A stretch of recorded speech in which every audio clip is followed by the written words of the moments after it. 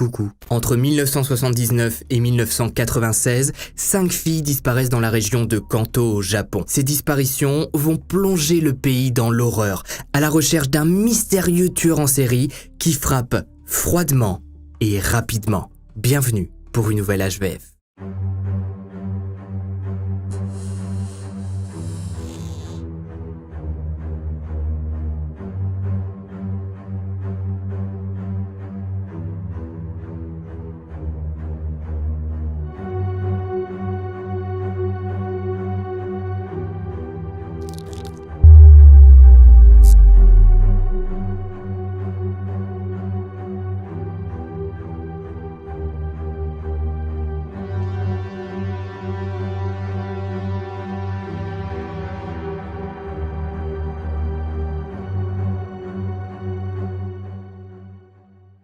Mais avant d'aller plus loin, sachez que cette vidéo est sponsorisée par Shadows, une plateforme française qui propose les meilleurs films d'horreur. Parfait pour vos futures soirées d'été. Shadows est une plateforme créée et gérée par des passionnés, proposant des centaines de films, horreur, thriller, fantastique, science-fiction, films cultes et pépites méconnues. Vous y trouverez forcément de quoi passer une bonne soirée. Des nouveautés sont ajoutées sur la plateforme chaque semaine. Si je peux vous conseiller un film pour débuter, c'est Summer of 84. Ou 84 avec le petit accent, qui raconte l'histoire de 4 adolescents enquêtant sur un mystérieux tueur en série qui sévit dans une petite ville américaine pendant l'été 1984. Vraiment très sympa. L'abonnement à la plateforme est au prix de 4,99€ par mois avec 7 jours offerts, mais grâce à mon code MAXGUYS, vous obtenez un mois d'accès complet gratuit. Donc n'hésitez pas, le lien est en description.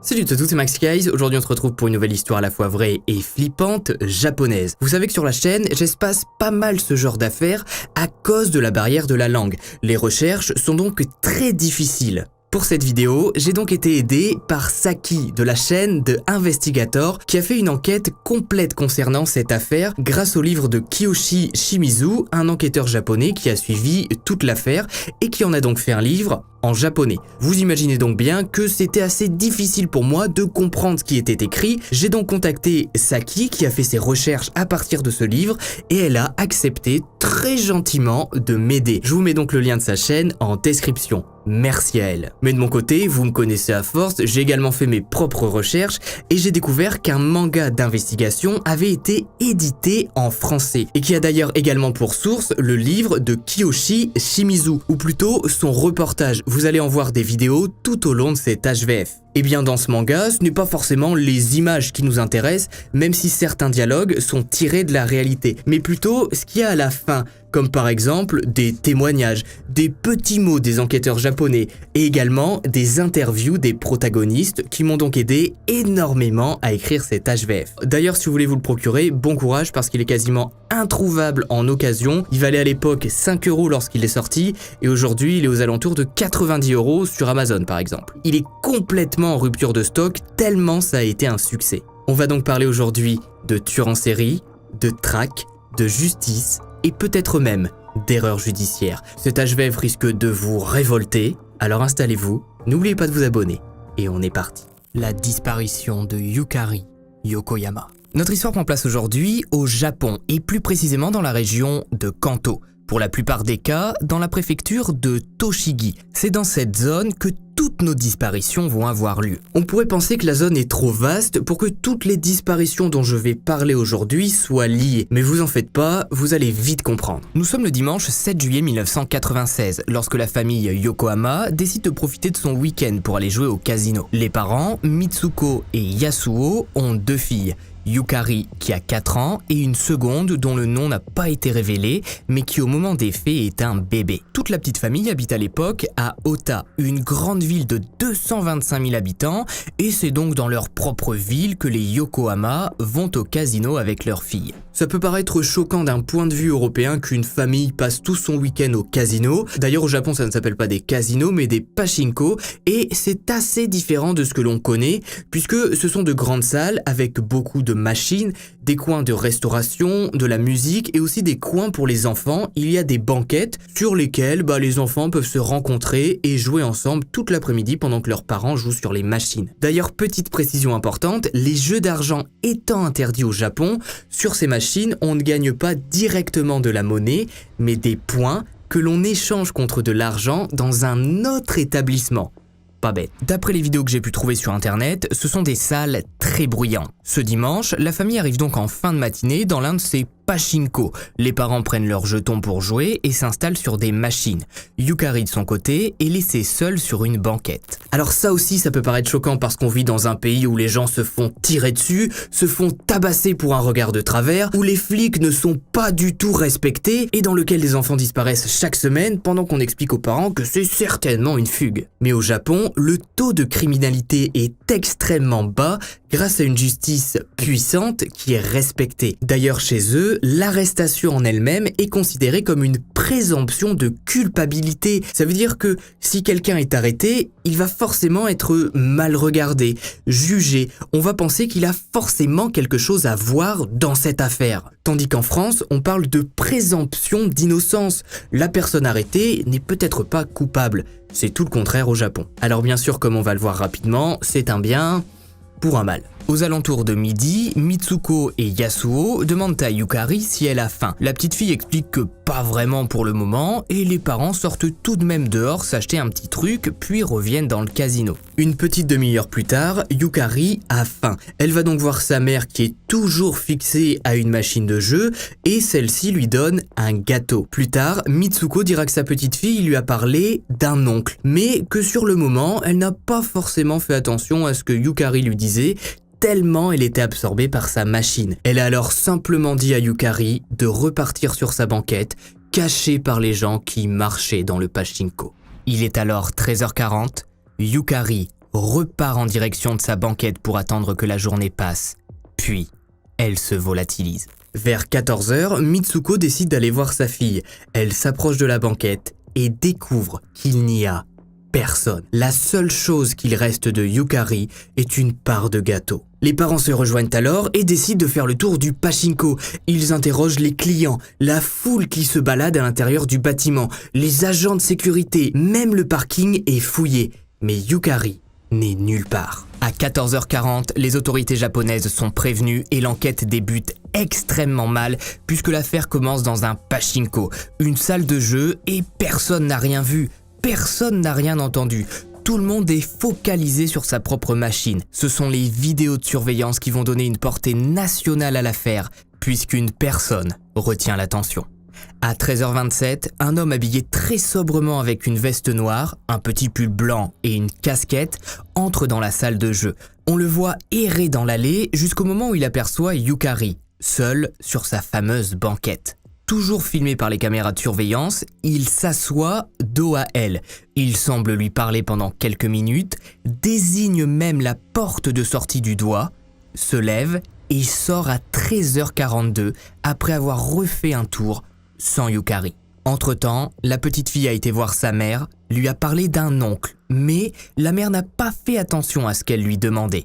Yukari sort d'elle-même de la salle de jeu et rejoint l'inconnu qui a certainement réussi à la convaincre de la rejoindre en se faisant passer pour un proche. Dans le document que m'a envoyé Saki de la chaîne de Investigator, il est précisé que Yukari aurait appelé l'homme auprès de sa mère Oji-chan, qui est une version plus affectueuse qu'oncle que l'on pourrait comparer chez nous à tata, tonton, tati, ce qui pousse à croire que cet inconnu, qui l'a certainement enlevé, a réussi à la convaincre rapidement. Et surtout, il l'a mise en confiance. La vidéo de surveillance est diffusée partout. Des reportages sont faits. Chaque client régulier est interrogé, mais personne ne reconnaît l'homme avec lequel Yukari est parti. 4000 Japonais vont se présenter aux enquêteurs en disant qu'ils pensent avoir reconnu l'homme, mais ces dénonciations ne donneront rien. Tout au long de l'enquête, les enquêteurs vont être pris d'une terreur, puisqu'ils comprennent qu'un prédateur rôde depuis plusieurs années dans la région.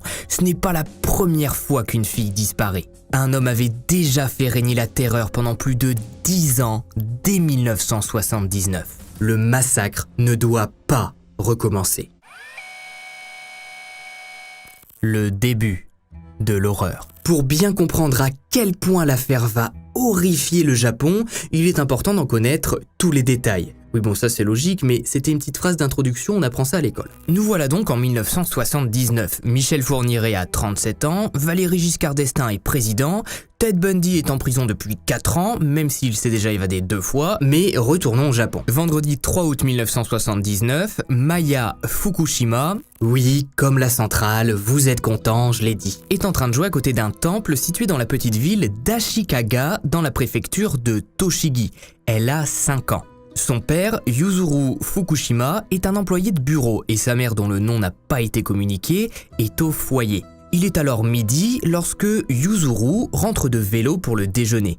Il voit alors sa fille de 5 ans dehors en train de jouer toute seule. Comme je le redis, ce n'est pas choquant au Japon. La population se fait confiance et après le déjeuner, Maya ressort donc dehors. On est en plein mois d'août, il fait beau, elle en profite. Vers 13h, elle est aperçue par une voisine âgée de 88 ans, assise sur une pierre avec un homme qui sirote un jus de fruits. Il est habillé en vêtements de travail de type ouvrier et sur le moment la voisine ne réagit pas trop. Elle pense que c'est sûrement le père de Maya qui doit faire quelques travaux, donc il a certainement laissé tomber son costume de bureau habituel. À 14h30, elle est aperçue cette fois-ci selon les témoins avec un garçon âgé d'environ 5 ans qui est décrit comme à moitié nu. Il ne portait pas de t-shirt. Une discussion entre les deux enfants aurait été entendue par un témoin qui rapportera plus tard aux enquêteurs que le garçon de 5 ans environ aurait dit à Maya que ce soir, ils dormiraient ensemble. La dernière observation de Maya est faite au pied d'une montagne à quelques mètres de chez elle,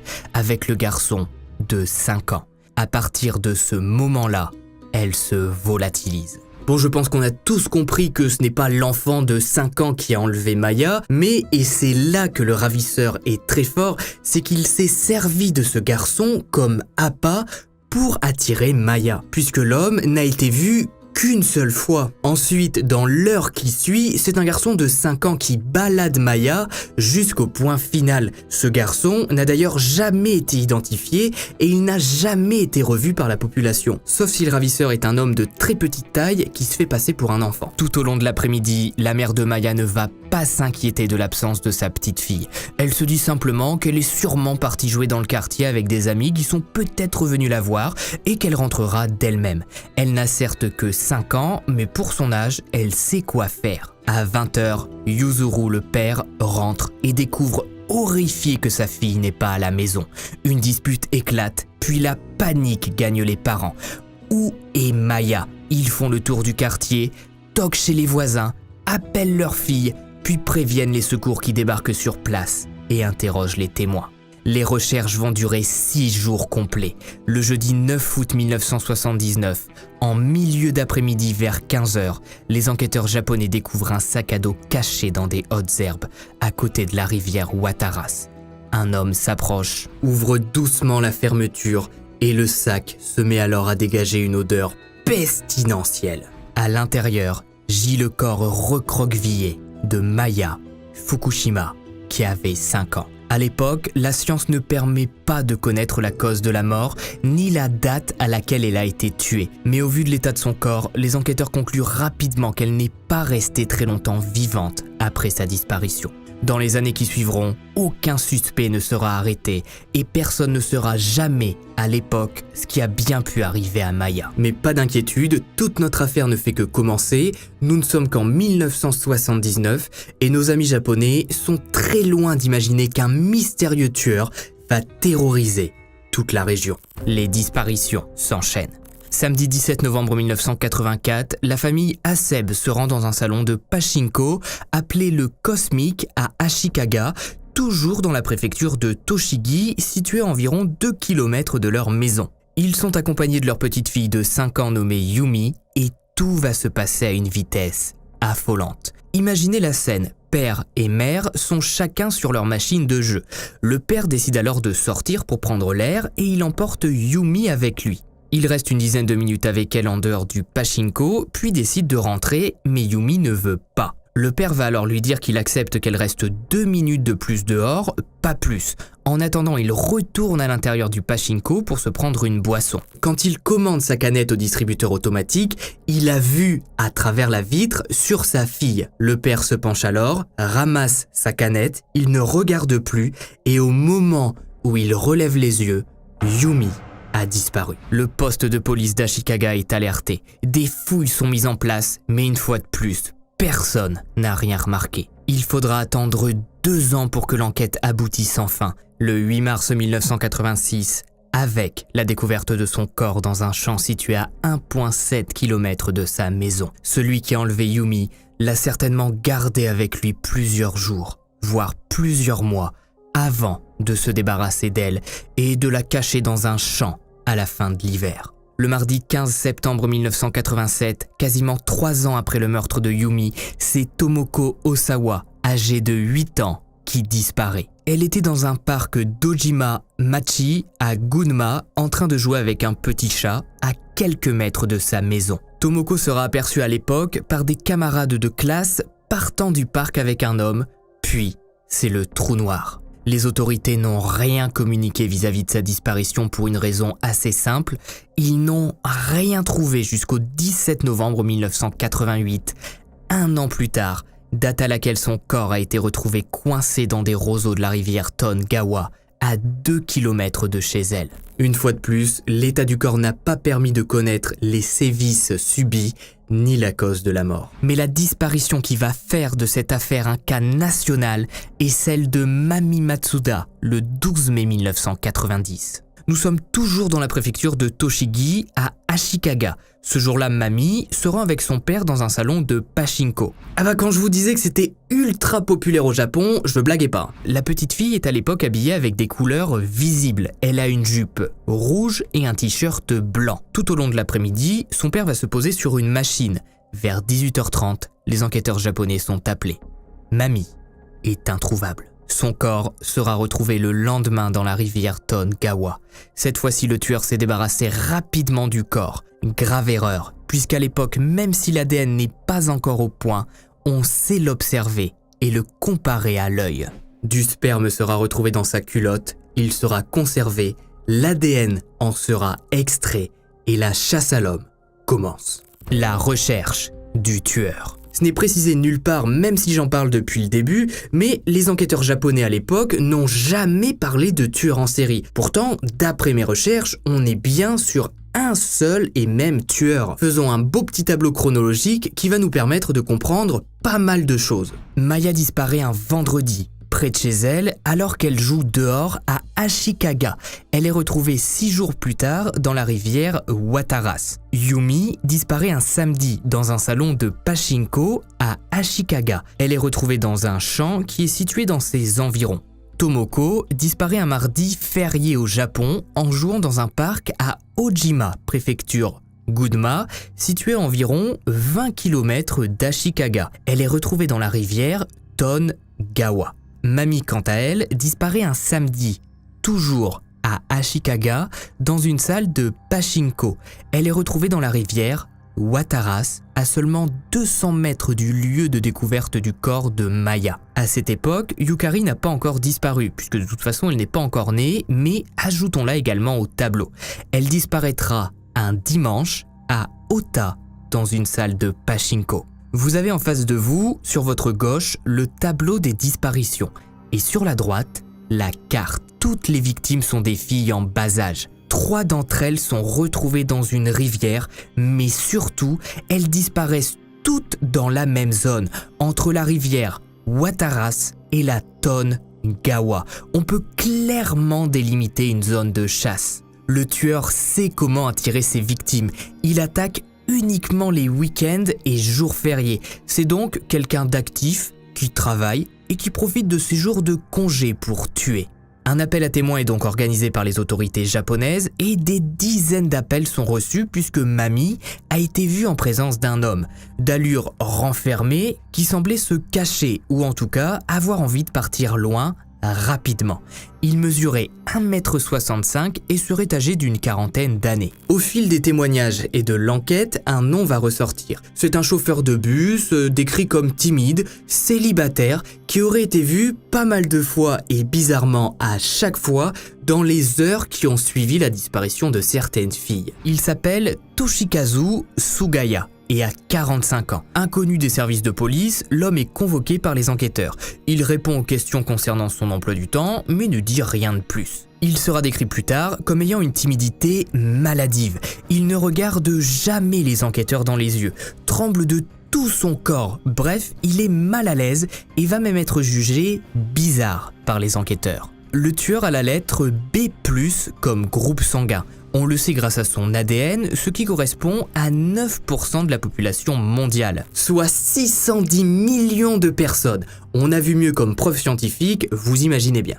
Une prise de sang est tout de même effectuée sur Sugaya et les résultats tombent. L'homme est B+.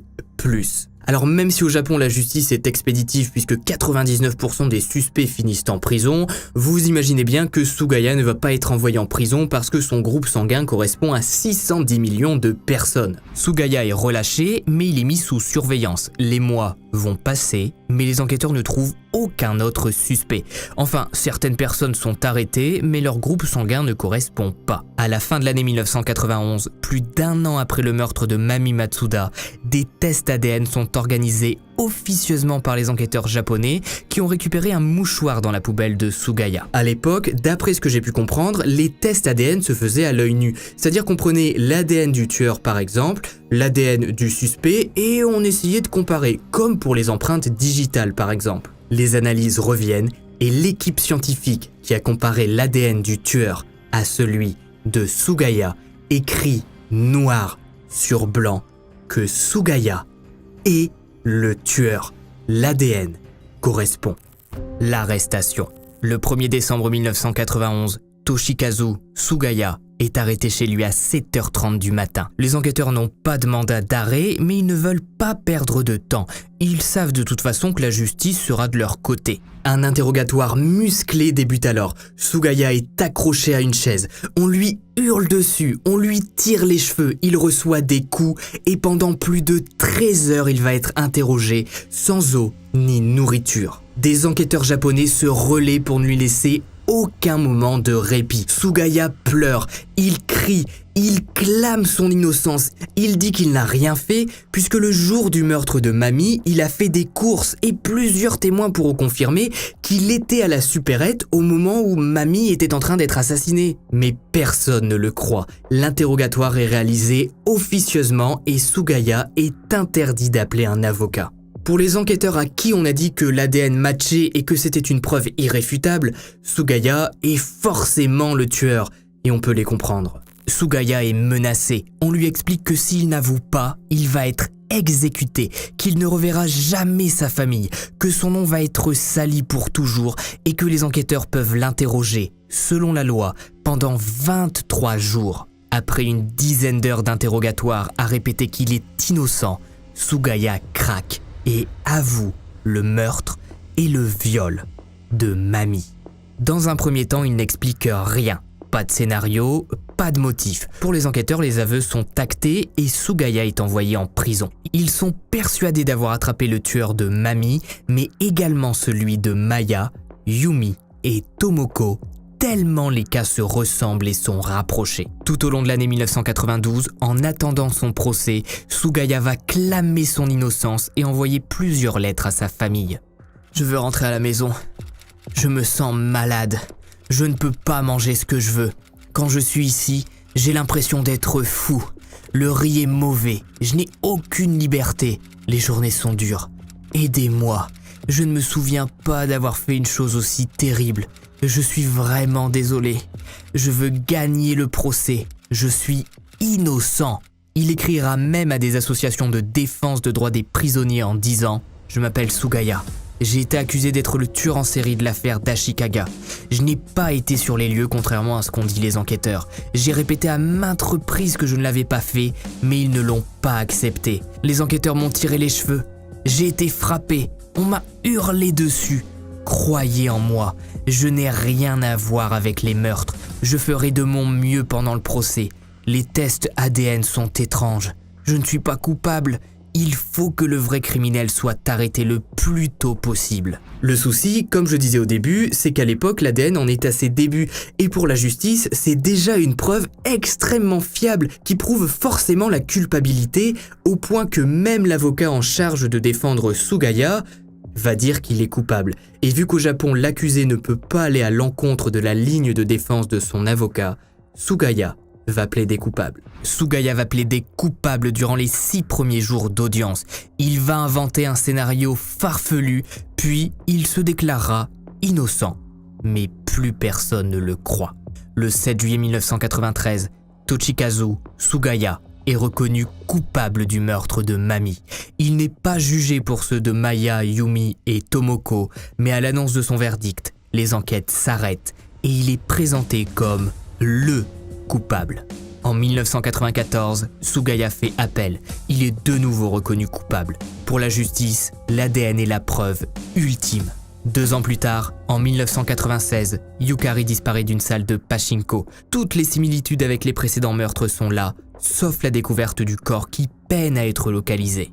Mais pour les enquêteurs japonais, ça ne peut pas recommencer. Sugaya est en prison, ils ont arrêté le vrai coupable. C'était sans compter sur la contre-enquête menée 16 ans après la condamnation de Sugaya par le journaliste Kiyoshi Shimizu. Une enquête difficile. En 2007, Kiyoshi Shimizu est journaliste d'investigation depuis plusieurs années maintenant. Il s'intéresse à diverses affaires de meurtre et de disparition jusqu'au jour où il tombe sur le cas de Sugaya. Dans un premier temps, Kiyoshi souhaite simplement réaliser un reportage sur les différentes disparitions. Mais il se rend compte rapidement que Sugaya a été déclaré coupable uniquement pour le meurtre de Mami, mais il est officieusement considéré coupable dans les 3 précédents.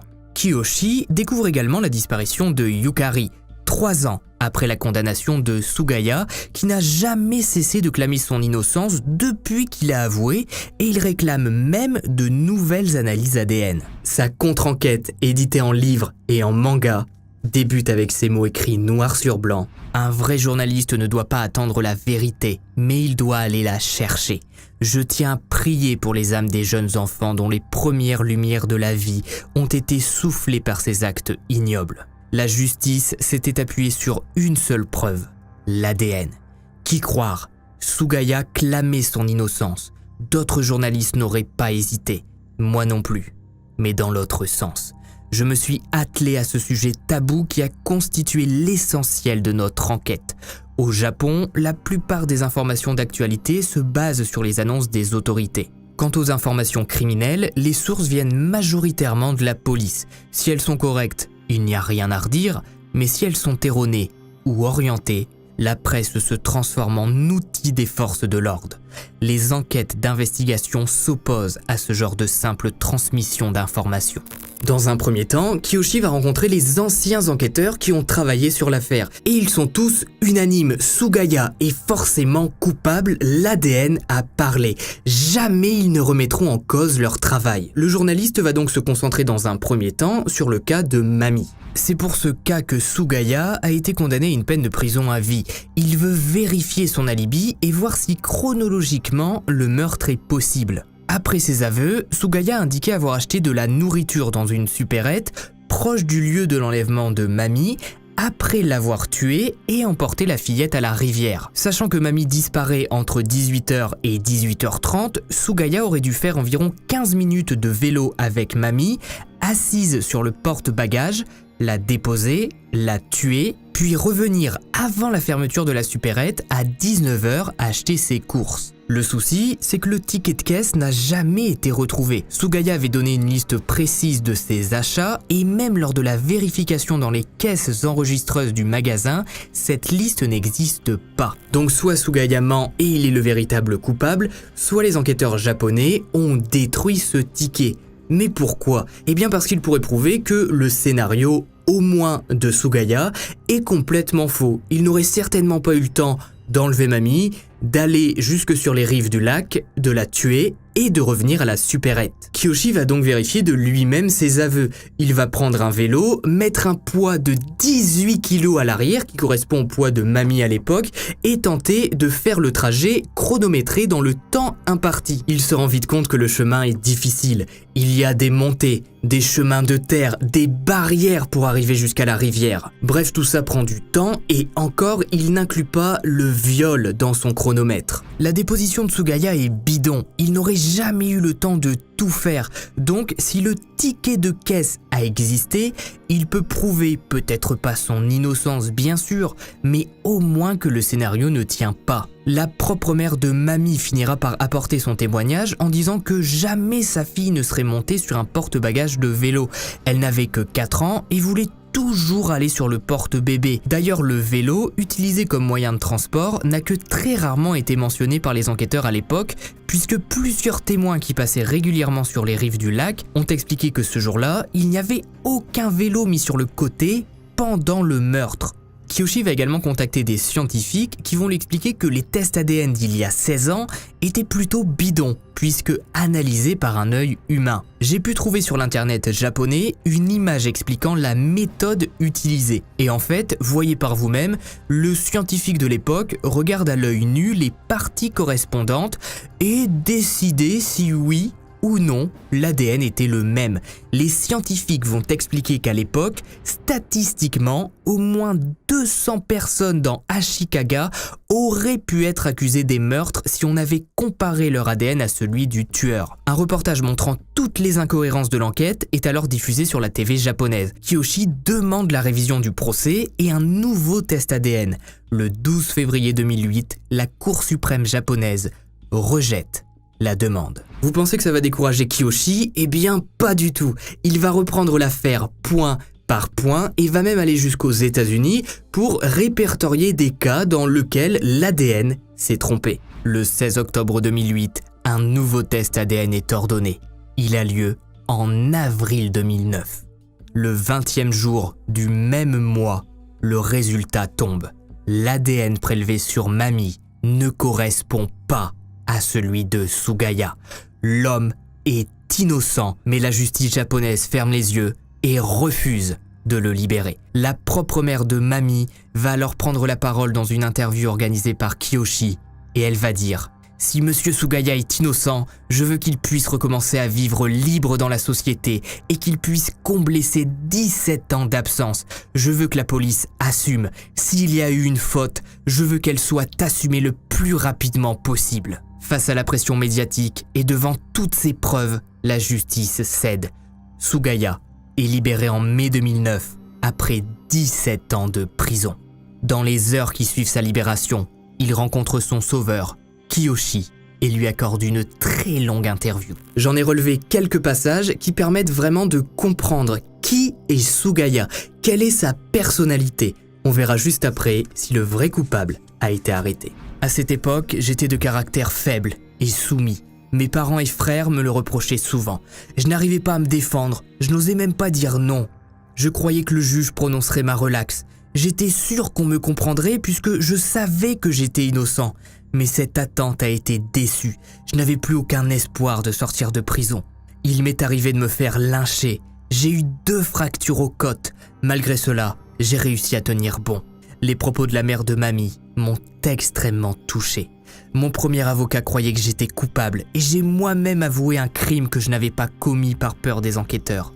Je suis devenu plus fort. Si je pouvais remonter le temps, je n'irais en bloc dès le départ. Le jour de mon arrestation, j'avais à peine entrouvert la porte que les policiers sont entrés de force et m'ont fait asseoir. J'ai reçu un coup de coude. Puis, le policier a sorti une photo de l'enfant et m'a ordonné de lui demander pardon. J'ai joint les mains et prié pour l'âme de cette petite. Alors ils m'ont dit « C'était bien toi !» Peu après, au commissariat, le vrai interrogatoire a commencé. L'inspecteur m'a donné des coups de pied en me traitant de tête de con. La fatigue, la peur et la souffrance s'accumulaient. Alors j'ai fini par dire « C'est moi qui l'ai fait. Je tiens par-dessus tout à ce que la police arrête le vrai coupable. » Le point final. Après la libération de Sugaya, Kiyoshi a continué d'enquêter sur l'affaire pour tenter d'identifier le vrai coupable. Il a erré dans certains quartiers et a fini par identifier un homme, un suspect qu'il a repéré lors d'une visite dans une salle de pachinko. Il en a d'abord informé les services de police, mais personne n'a voulu l'écouter tellement il avait humilié la justice japonaise de par sa contre-enquête. Kiyoshi a donc obtenu dans les ordures de son suspect un mouchoir contenant son ADN. Il a demandé une comparaison avec l'ADN retrouvé sur le corps de Mami, et cette fois-ci, avec une technique bien plus moderne gérée par des ordinateurs, l'ADN du suspect identifié par Kiyoshi a matché avec celui retrouvé sur le t-shirt de Mami. Mais dans cette affaire, il y a une faille, puisque certes, Sugaya a été innocenté grâce à l'ADN. Il a été libéré de prison, mais officiellement, je n'ai pas trouvé un jugement qui expliquait clairement qu'il avait été, pour la justice japonaise, innocenté. C'est-à-dire que, pour le moment, et ça c'est d'après mes recherches puisque je n'ai pas trouvé le jugement, Sugaya reste coupable. Ce qui veut dire que si la justice japonaise trouve un nouveau coupable, elle devra officiellement cette fois annoncer s'être trompée. Aujourd'hui, l'affaire des meurtres d'Ashikaga est toujours ouverte mais n'avance plus. Le coupable n'a jamais été arrêté et le corps de Yukari reste introuvable. Le tueur s'en étant certainement débarrassé avec beaucoup plus de précautions qu'avant lorsqu'il a vu que son ADN avait été retrouvé sur le corps de Mami. Beaucoup d'hommes n'ont pas eu la chance de Sugaya, c'est le cas par exemple de Michitoshi Kuma, accusé du meurtre de 2 écolières en février 1992. Son ADN aurait apparemment matché avec celui retrouvé sur la scène de crime dans une forêt japonaise. Le souci, c'est que la technique utilisée est la même qui a servi à condamner Sugaya. Michitoshi a toujours clamé son innocence, mais a fini par être exécuté à l'âge de 70 ans en 2008.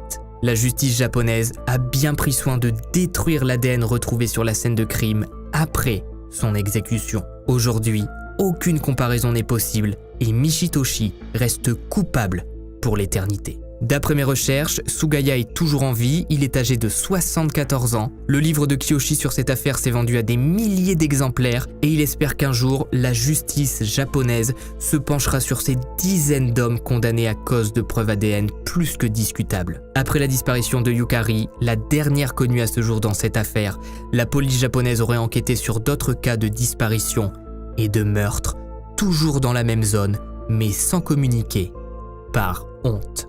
Le délai de prescription pour la plupart des meurtres est aujourd'hui dépassé et si un jour le coupable est arrêté, il ne pourra pas être jugé. Les affaires Maya Fukushima, Yumi Hasebe, Tomoko Osawa, Mami Matsuda et Yukari Yokohama resteront certainement à jamais des cold cases. Tristement, c'est ainsi que se termine notre histoire. Si vous avez regardé la vidéo jusqu'au bout, mettez justice en commentaire. N'hésitez pas à mettre votre avis complet sur cette affaire, ça m'intéresse énormément. Si vous voulez également vous procurer des t-shirts HVF, n'hésitez pas à aller dans la description ou à regarder la barre d'infos qui s'affiche normalement sous la vidéo. J'en dis pas plus. N'hésitez pas à me suivre sur mes différents réseaux, Twitter, Instagram, Twitch, j'y suis très actif partout, tout le temps. C'était Max Guys, on se retrouve prochainement pour une nouvelle histoire à la fois vraie et flippante. Et puis, bye!